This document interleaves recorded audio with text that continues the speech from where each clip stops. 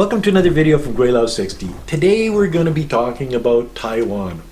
Taiwan. Is that a country or is that a province of China? Well, let's figure it out together here. Back in 1949, the communists beat the nationalists, and the nationalists ran to Taiwan because it's part of China. It's the last. It's like the Republicans beating the crap out of the Democrats and them heading to Hawaii. Well, now is Hawaii a different country? Like, that's what the nationalists or the ROC did to Taiwan. They went there and they expect everybody in the world to treat them as the country of Taiwan. Well, if the Democrats ended up in Hawaii, you think the Americans would allow the Democrats to call Hawaii their own country? No. No, it's just like if the Liberals and the Conservatives in Canada went at her in a civil war, and the Liberals would lose, of course, because they don't like guns, and they ended up on Prince Edward Island. Do you think that the Canadian government would allow the Liberals to call Prince Edward Island their own country? No. So why would the Chinese allow the ROC or the nationalists that moved to Taiwan back in 1949 to call that their own country? It just doesn't make any sense. You know, they've sat there, yeah, for about 70 years, and they've got their own army, they've got their own political system, democratic political system for the last couple of decades now. And when the last prime minister or president, I don't even know. Anyway, of Taiwan was elected, Trump gets on the phone. Oh, congratulations. Well, that pissed off the Chinese, to acknowledge that that person was elected into that position in a province of China. So when somebody gets to the top position in Sichuan province or Guangdong province or Guangxi province or Yunnan province, is Trump going to pick up a phone and say, well, congratulations? So people in the world look at Taiwan a little bit differently than they do at the other provinces of China, because it is sort of a special sort of situation there. See, in 1949, the communists could have chased the nationalists to Taiwan and just finished it there. But because it was just after the Second World War and China was in pretty bad economic shape after being occupied by the Japanese and the raping of Nanjing and things like this, there was more on their minds about getting their country going in the direction that Mao Zedong wanted it to go, the Cultural Revolution, and that's a different story there. They just said, well, okay, well, we're not going to chase them out there, just leave them out there and we'll deal with it later. Well, later is 70 years later, and the problem is still there. Is it a big problem? I don't think so. I think it's going to all work its way out. There's not going to be any war between Taiwan and China. China doesn't do things that way. They have a different way of dealing with things. Over the last number of years, Taiwan has more economic reliance on China because China has allowed Taiwanese companies into China, and Taiwan has allowed Chinese companies into Taiwan. So there's an economic relationship between China and the province of Taiwan, Chinese province of Taiwan, and and they've opened up the tourism between the two countries. So there's a lot of Chinese going to Taiwan, and there's a lot of Taiwanese people going to China. So they're trying to more or less integrate the Taiwanese economy into the Chinese economy, and the people, by traveling back and forth, they get more familiar with each other, and I think that's a good thing. If it comes, if push comes to shove, and because China says, well, one country, two systems, I don't know. The Taiwanese said, no, we don't want to do that. So they're sort of fighting against the Chinese being integrated back into China as a province, not a wayward province, but a province of China, just like any other province in China. What can China do to help bring them into the fold if they don't want to? Economic sanctions, the same way as the United States does things to places like Venezuela and Iran and Iraq and you know, all of the people that, well, Iraq, they went in there and shot everybody, but you know, places like Venezuela and Iran, the sanctions against Iran is a great tool, I guess. If your company wants to do business with the United States or United States companies, you don't deal with Iran.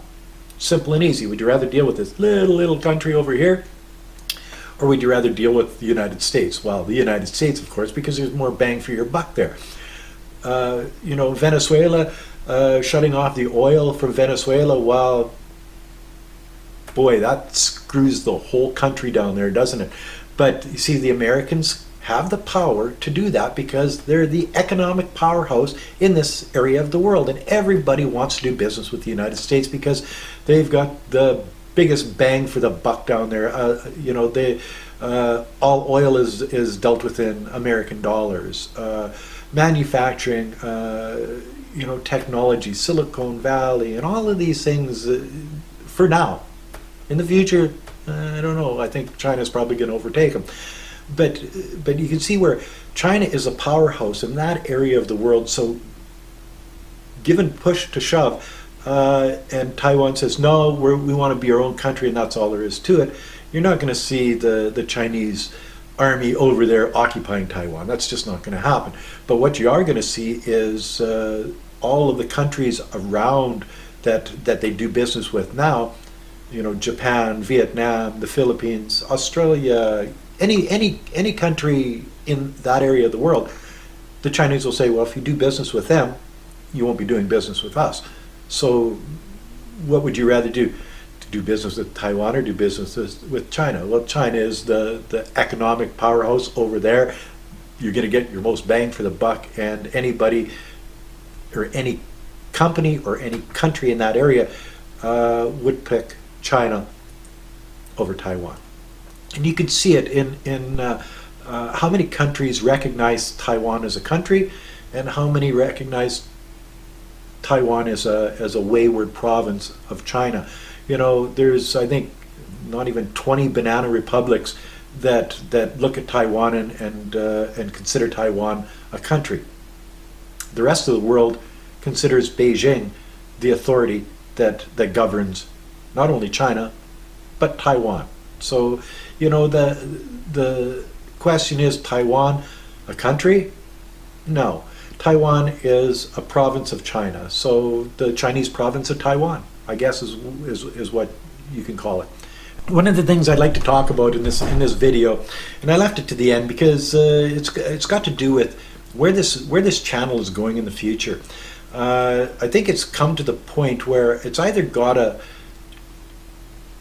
develop into a better channel or just stay the same as it is. And staying the same as it is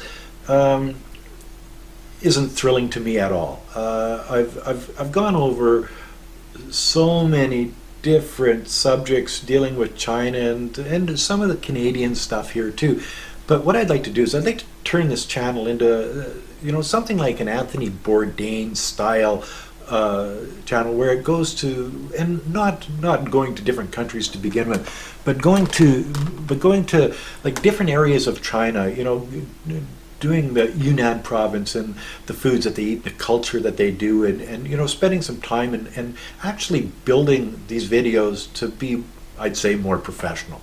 Not just a rambling rant from Guelo 60, but talking to people, showing the foods, showing the customs, the religions, or maybe not religions so much, but beliefs. And every community in China has their superstitious beliefs, and it goes from the funerals to the marriages to holidays and grave sweeping days, and all of these different things that you really don't see a lot of on YouTube. I'd like to turn this channel into something like that. You notice in the upper right hand corner of my homepage on the channel that I've put on a Patreon account. And I did this, I don't know, 3, 4, 5 days ago. I look at it every day, and the dollar amount's zero all the time. So maybe it's not going to work. But if it does work, and people start contributing to the channel, I'm going to put all of that money into better equipment, getting somebody to do some editing, and travel to these places in China, and try to make this channel something more than what it is right now. I've got an opinion, and I stated on my channel, there's approximately 11,000 subscribers right now. So there is some interest in China, and I know that. And by the comments, there's good comments, there's bad comments. Some people hate China, probably the people that have never been there, because I don't think I've ever met anybody that's gone to China that doesn't like it after they've been there. Some of them don't like some of the things about China, but how can you not like the food? How can you not like the cost of living in China? How can you not like the weather? Oh, and the history and the culture and all of these things that you don't see a lot of on the YouTube channels, because it's always got to do with what somebody thinks about China, not what the Chinese people think about their own country. When they deal with food, it's, oh, look at noodles, boiled chicken, barbecued duck, but there's so much more to the food in China, and it's all area specific. Everybody knows what Sichuan province loves their food hot, but not too many people know that the center of the dim sum world is Kaiping and Taishan in Guangdong province. They think it's Guangzhou, the big city. No. Started in Taishan and Kaiping area, and these are rural cities in the middle of Guangdong province that sort of backwoods type area. I spent a lot of time there, actually. I used to do a lot of immigration work out of that area of China, but getting into Lijiang in upper Yunnan province, where you can see the Himalayan mountains from Central Avenue type thing, if that's what you want to call it. But you see, their foods and their cultures are way different than something in, say, Guangxi province, or in Sichuan province, or in Guangdong province. So going from province to province and doing sort of an Anthony Bourdain type of video, I think would be interesting, not only to myself, but to the viewers out there. But I'm going to need some help, guys. If you want to help the channel out, stick a couple bucks on the Patreon account, and I guarantee that every penny that goes into that will go into this channel. And if you like this video, as always, like, comment, subscribe, push that share button. Thanks for watching. Bye now.